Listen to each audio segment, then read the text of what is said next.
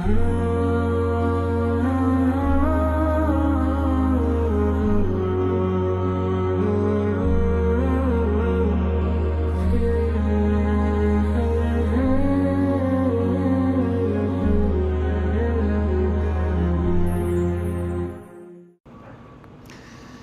الله الرحمن الرحيم. الحمد لله والصلاة والسلام على رسول الله محمد أمين وعلى آله وصحبه أجمعين. بريزان خوشويستان هاوسراني بريز السلام ورحمة خوي قورتان لسربي خوش عالم لو زنجير بابتي سبارد با هاوسرجيري هنگاو بهنگاو بخزمت ايوي بريز دقموا لزنجيري بستو بينزمي لو زنجيري دا زنجيري بستو بينز لخزمت ايوي بريز لە زنجیرەکانی پێشوو باسی ئەو کێشە و گرفت و ناخۆشیانەمان کرد کاتێک کە دەکەوتە نێوان ژن و پیاو کە پێی دەوترێ لە مستەڵەحی قورئان و سونەتی پێغەمبەر صلی الله عليه وسلم پێی دەوترێ نوشوز واتە بەرهەڵستکاری واتە خۆ بەزلزانی واتە دەرچوون لە سروشتی طبیعەتی ژیان و ئاسایی خۆی ئەوجە چ نوشوز پیاو بیکات ئافرەت بیکاردوچیان ئەوە نوشوزە ئەوە شتێکی خراپە ئەوە دەرچوونە لەو فەرمان و لەو داواکاریەی کەوا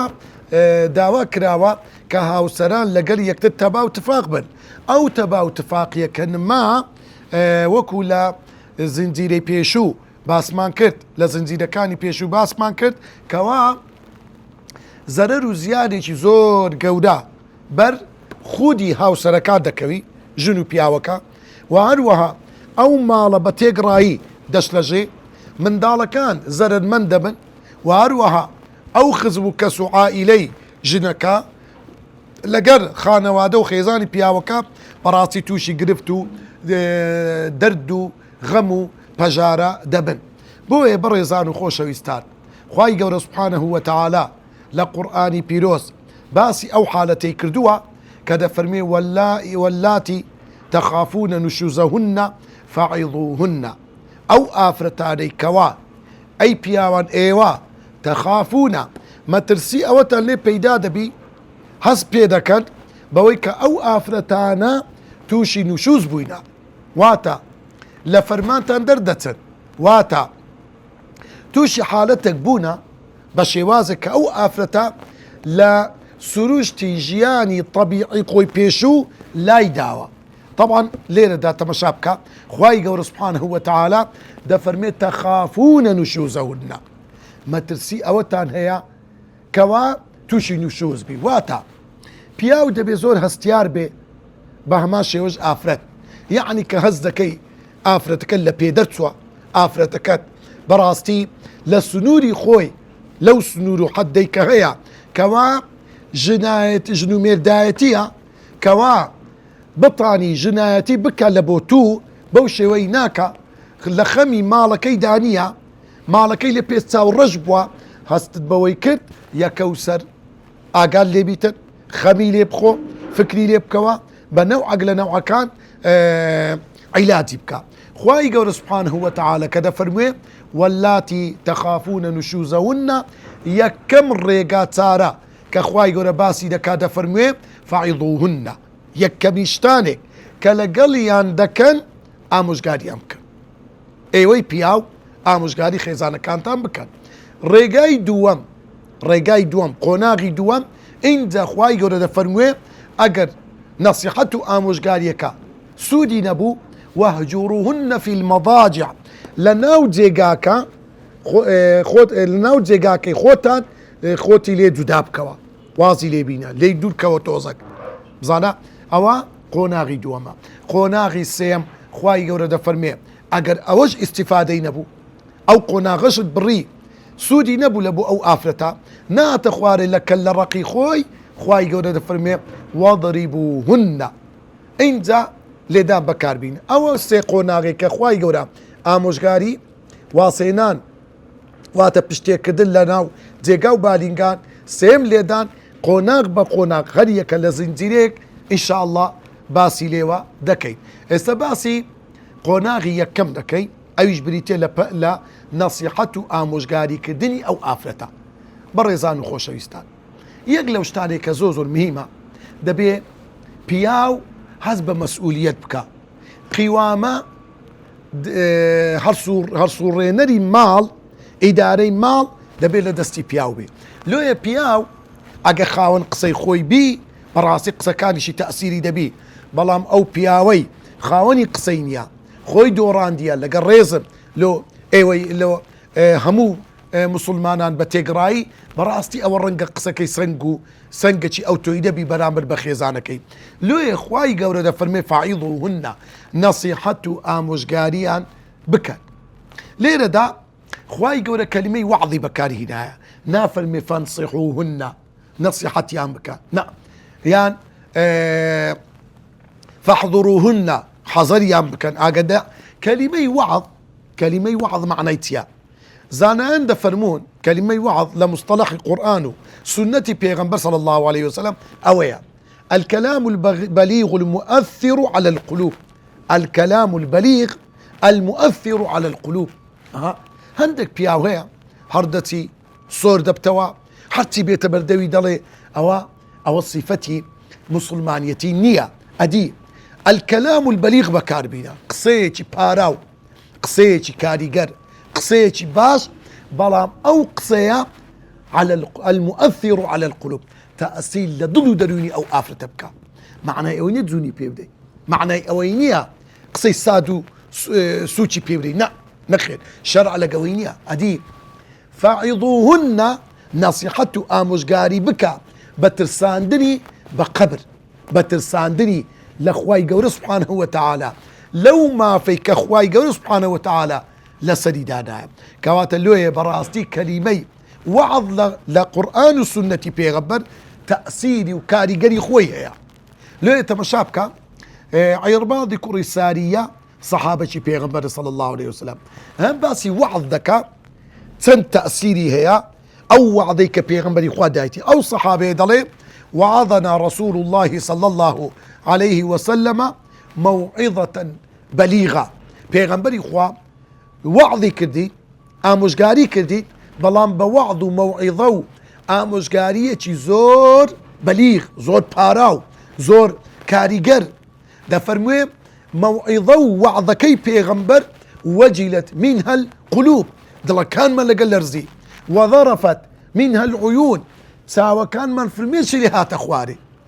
لۆیە هەندە تەئسیری لێ کردین، وتمان فقلنا يا رسول الله كأنها موعظة مودعين. أي پیغمبری خوا صلی الله عليه وسلم أو نصيحة ئامۆژگاریەی تو دەرێی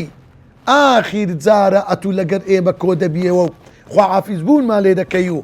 کۆتایی ژیانتە، بۆیە بەوەندا بەو شێوە تەئسیر و کاریگەرە نەسیحەت و ئامۆژگاریمان دەکەی. بزانە ئەوە وەعظە، ئەوە نەسیحەتە، ئەوە ئامۆژگاریە. برا بەڕێزەکان، بە هەوڵ بدەین لەناو ماڵەکانمان دائما دین باڵا بێت، دائما وەعظ و ئیرشاد لە تەلەڤیزیۆنەکەت، لە مۆبایلەکەت، لە دانیشتەکانت، دائما قورئانی پیرۆز، سنەتی پێغەمبەر صلی الله عليه وسلم باسی بکە. کورە خۆ ئەگە بەخۆشت نەخیندەواری تەلەڤیزۆنەکەی پێ بکە، یان لە مۆبایلی سێرج بکە، لە یوتوب، لە شتەکان هەینێ بە هەزارەها نەسیحەت و ئامۆژگاریت لە بۆ دێتن. پێی بکە و داینێ لەسەر سفرەکە با 5 دقە کورتەوتارەیە، هەیە 2 دقەیە، 3 دقەیە، 5 دقەیە، داینێ کەوا کاریگەری هەبی لەو بابەتانە بە خێزانەکەت و منداڵەکان جێی لێ ڕابگرن. ئەوە مەوعیظەیە، ئەوە کاریگەرە. اینجا نەک ئێمە لەو کاتێکەوە شەڕ و ئاژاوەکان نوشوزی ئافرەت دەگاتە لووتکە، کابرا هەتا ئێرەی هاتیە، ئەو جا دێ دەکەوتە پەلەقاشە، ڕێ بە خێزانی دەدا، هەموو شتێکی بکە، هیچ ڕێگایەکی لێ ناگریتن. بە تایبەت ئەو گەنجانی تازن دەستنە ناو پرۆسەی هاوسەرگیری، خۆشەویستەکەیان زۆر بە قووەتە، بیدایەتی عومریتیان هەرچی خێزانی دەکات چاوپۆشی لێ دەکاتن. لە هیچ شتێکی نارێ ئەوە گوناحە، نارێ ئەوە حەرامە، نارێ ئەوە عەیبە. ئەو ئافرەتە بەکەی خۆی دەڕوا، دوای ئەوەی چەند ساڵی پێدەچی دەبتە ساحیب منداڵ، ئەوجا ئەو کابرای بەهۆش خۆی دێتەوە، وەڵڵا خێزانەکەم بەجێم ناکە، وەڵڵای چی لێ بکەم، ئەوها دەکات، هێکاکە دی لوو زوو ڕێت لێ نەگرت، لۆ برا بە ڕێزەکان خوای گەورە دەفەرمێت تەخافون ئەو کاتەی مەترسیتان کرد لەوەی خێزانەکەت لە پێی خۆی دەردەچی سنووری خۆی دەبەزێنی ئەو کاتەدا ئێوە فەعیضوهن نەسیحەت و ئامۆژگاریان بکەن لۆیە برا بە ڕێزەکان نەسیحەت و ئامۆژگاری کەلیمەی وەعظ ئەوەتە قسەیەکی کاریگەرترین قسە لە بۆ مرۆڤی ئیماندار قورئانی پیرۆزە لۆیە برێ ئەی ئافرەت ها جێ بدێ خوای گەورە سوبحانە ئێمە ڕۆژە 17 سوورەتی فاتحە دەخوێنین با نەبین لەو کەسانەی کەوا بەهۆی عادات و تەقالید و هەندێک صفاتی خەڵکی جوولەکە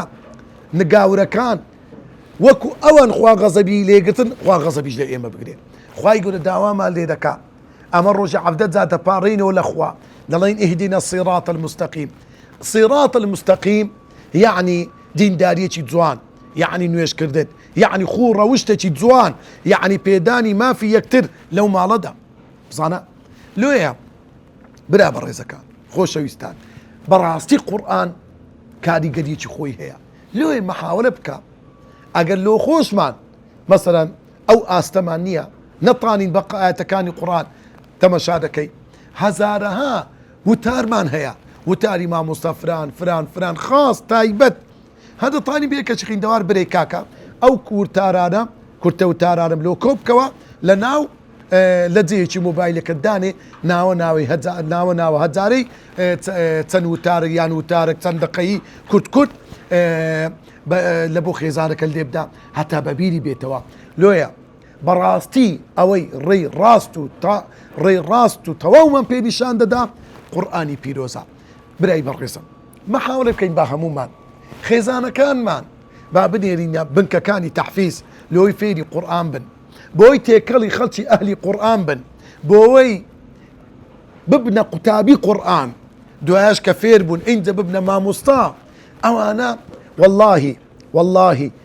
سەمامی ئەمانی عائیلە و خێزان و ئوسرە لە ڕۆژگارێکی وەکو ئەوڕۆ تەنها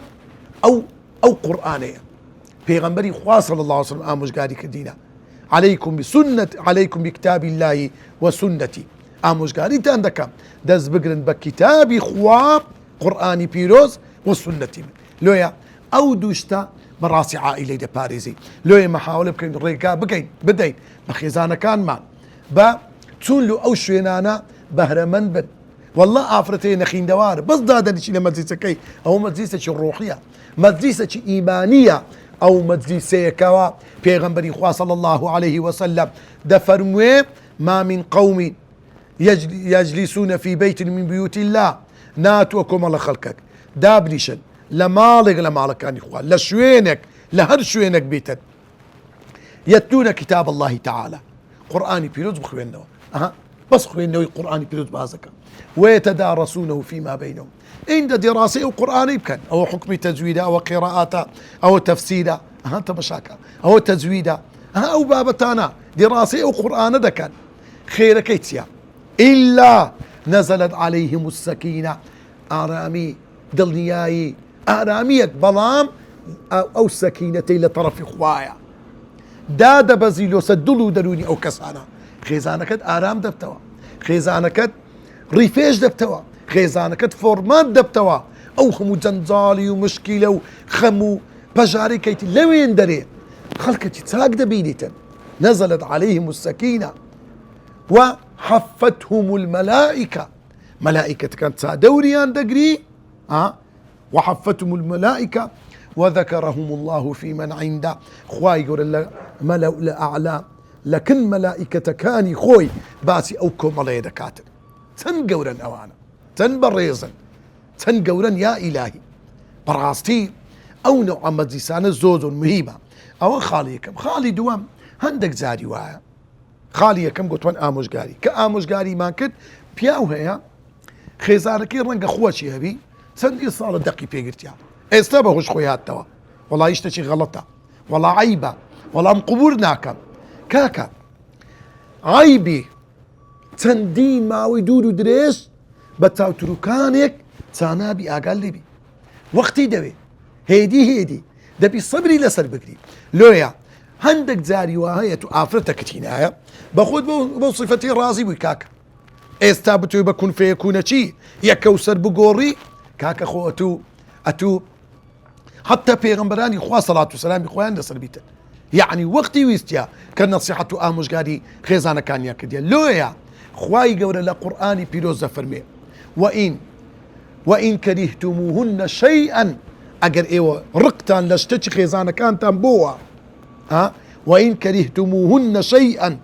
ئەگە ژن و پیاو ڕقیان لە شتێکی یەکتر بۆ لە صیفەتێک لە طەبیعەتێک لە خوو خدەیەک خوای گەورە چ دەفەرمێ فعسى أن تكرهوا شيئا ويجعل الله فيه خيرا كثيرا ڕەنگە ئێوە ڕقل لە شتێکی دەبتەوە کەیفت بە شتێکی نایە بەڵام سەبری لەسەر بگرە خوای گەورە دەروەکی خێرت لە بۆ دەکاتەوە معنای ئەوە نیە بێدەنگ بی بەڵام سەبرت هەبی هێدی لەسەرە خۆ وردە خێزانەکەت بینە یعنی هەتا ئیسلاح دەبی و چا دەبی نابی پەلەی بکەی نابی وەکو فیشەکە شێتان هەرچی هاتە بەردەوت بیرەی یەکەوسە برێ ئەوە بەجێ نە لۆیە حکمەتی ئینسان ئەوەیە کێشەی ناوماڵەکەت مەخە دەرێ ئاگدار بە وریا بە خاڵی سێم هەندێک کەسەیە زۆر حساسە خاڵی سێم لە یعنی مەسائلی چارەسەرکردنی ئامۆژگاری یعنی سوبحان الله بە یەک هەندی نوچی دەرزی عیب لە خێزانەکەی بگری دنیای خرا دەکە والله برام ئەوە ئافرەتە ئەو بەشەرە و مرۆڤە خۆ مەلائیکەت دیە یەکێک لە صیفاتەکانی ئینسانی عاقل چاوپۆشی لە هەندێک شتی بکە هەندێک شتێ واللهی ئیشی پیاوان نییە یعنی هەندێک پیاو هەیە دائیمە بە پرتەوبۆرەیە ئەرێوەلۆ لێرە کەتی ئەرێوەلۆ لێرە وای ئەرێ واللهە تو پیس و پۆخری واللهە تو ژنەکی وای کاکە هەندێک مەسائلێ مادام بابەتی عەقیدە نییە مادام خوو ڕەوشتێکی زۆر گرنگ نییە مادام کاکە چاوپۆشی لێ بکە ئەو خێزانت ڕەنگە لە ڕووەچی دەست ساردە بە ئیش و کارەکانی خۆی ڕناگە قیچەک مەسەرە عیبەچی هەیە هەزارەها عیبی چاچی هەیە چاوپۆشی لێ بکە خاڵی سێ هەمیشە و بەردەوام کەوا نەسیحەت و ئامۆژگاری خێزانەکەت دەکەی ئاگدار بە دائیمەن تەرغیب و تەرهیبی بەکاربینە تەرغیبەکە لە پێشی تەرغیبەکەی بی تەرغیب واتە هاندان و دڵخۆشکردن و وژێنی پێدان بەشتە خۆشەکان باسی بەهەشت بکە باسی ئافرەتانی بەهەشت بکە باسی صفاتەکانی خێزانەکانی پێغەمبەر بکە صلی الله عليه وسلم باسی ئەجر و ثەوابی ئەو ئافرەتە بکە کەوا گوێڕایەڵە ئەوجا لە مقابلی هەی بەرامبەری هەندێک جاریش باسی ئاگری جەهەنەمیش بکە یعنی سوبحان الله هەندێک پیاوەی هەر دەستون دادەریشن دەرێ زۆربەی زۆری خەڵکی باش جەهەنەمێ ئافرەتە کاکە ئەگە دەزانی خێزانەکە جەهەنەمیە لۆ دەتهینە ئەخرۆ غەڵەتە ئەوە غەڵەتە بەڕاستی نابی یعنی ئەتو لە ئێستاڕە خێزانەکەت بنێریە جەهەنەمێ ئەوە چ عەتف و حەنانەکە چ دڵەکە بتەوێ خۆشەویستترین کەس بەرەو جەهەنەمچی ژیان بەسەر بێ لەگە کەسێکی جەهەنەمی بەڕاستی ئەوە زۆر غەڵەتە وەڵکو ئینسان دەبری ئافرەت لە خوای بترسا معنی بەڕاستی جەهەنەم وایە بەبیری بینیەوە خاڵیشتر کەوا زۆر مهمە ئەو خاڵە لە بۆ نەسیحەت و ئامۆژگاری کردنی خەڵکی تر ئەویش ئەوەیە هاموشۆکردن و سەردانیکردنی خەڵکانی باش ئەو خەڵکانەی باشن تەقوادارن ئەوجا چ لەسەر تاکە کەسی مەسەن دەستڕێ خوشکە چیە دەزانی کەسی باشە بە محاولە کە تەشجیعی بکە بە زیاتر لە گەریبی مامۆستایەکی قورئانە کەسێکی دیندارە حافظ قورئانەکە ئافرەتێکی ساڵیحەیە و دەتوانی هەندێک جار داوای یارمەتی و ئاوکاری لەو کەسانە بکەین وەڵای ئەو صفەتی ئەگە پێی برێ بە غەیر مباشر ئەوە بەڕاستی هۆکارێکی زۆر گرنگە لەوەی ئینسان بتانی ئەو ئاەتەی قورئان کە یەکەم قۆناغی نەسیحەتکردنی ئافرەتێکە کاتێکەوە تووشی ناشیزە دەبیتن ئەویش وەعظ و ئێڕشاد و ئامۆژگاریە بەو مستەڵەحانەی کەوا لە قورئانی پیرۆز کە خوای گەورە باسی کردیا بەو شێوازانە بە نەرمونیانی بە جوانی ئینسان بتانی نەسیحەت و ئامۆژگاری خێزانەکەی خۆی بکات دەپاڕینەوە لە خوای گەورە دەڕێن یا ڕەبی خوایە خێر و بەرەکەت و ڕەحمەت و یا ڕەبی خوایە سەعادەت و دنیا و قیامەت بجێڕێ و ناو دڵ و دەروونمان ناو ماڵەکانمان ئامین ئامین والحەمد لله رب العالمين